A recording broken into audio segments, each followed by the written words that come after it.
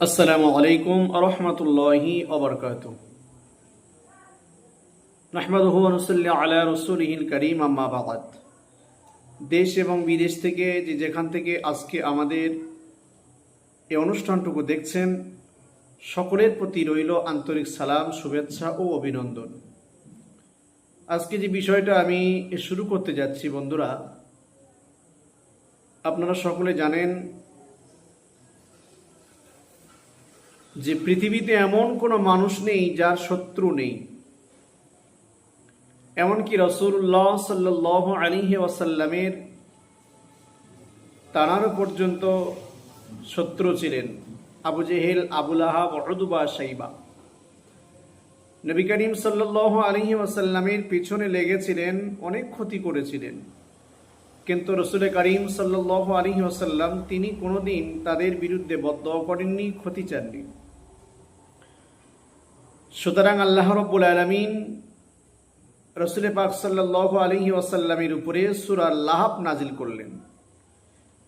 অনেকেই বলে থাকেন যে এই সূরা লাহাব আমল করলে বা এই সূরা লাহাব দিয়ে মানুষকে ক্ষতি করা যায়। এটা মিথ্যা কথা। হাদিস শরীফের মধ্যে এসছে, কুল্লু বিদআতিন দালালাহ, সমস্ত বিদআত হচ্ছে ধ্বংস এবং জাহান্নামী। তাই রাসূল করিম সাল্লাল্লাহু আলাইহি ওয়াসাল্লামকে যখন কেউ ক্ষতি করতে আসতেন, তখন আল্লাহ রাব্বুল আলামিনের কাছে তিনি বেশি বেশি করে দোয়া চাইতেন। আপনারা যদি চান, যদি আপনাদের সেই রকম কোনো শত্রু থাকে, তাহলে আপনি বেশি বেশি করে সূরা লাহাব পাঠ করবেন। কিচ্ছু বলতে হবে না আপনাকে, আপনি শুধু জবান দিয়ে সূরা লাহাব পাঠ করুন। যে আপনাকে ক্ষতি করছে, যে আপনাকে ক্ষতি করতে চাইছে, আল্লাহ রাব্বুল আলামিন তার ক্ষতি করে দেবে, ক্ষতি আপনার করতে হবে না। তাই দুনিয়াতে চলার পথে, ব্যবসা ক্ষেত্রে, সমস্ত জায়গাতে আপনাকে বাধা বিভেদ সৃষ্টি হচ্ছে, যেহেতু আপনাকে কেউ ক্ষতি করছে। তাই আপনি তাকে ক্ষতি না করে শুধু সূরা লাহাব ঈমানের সঙ্গে তেলাওয়াত করবেন। আল্লাহ রাব্বুল আলামিন যদি চায়, দেখবেন সেই শত্রু আস্তে আস্তে আস্তে আস্তে দমন, ক্ষতিগ্রস্তদের দলভুক্ত হচ্ছে।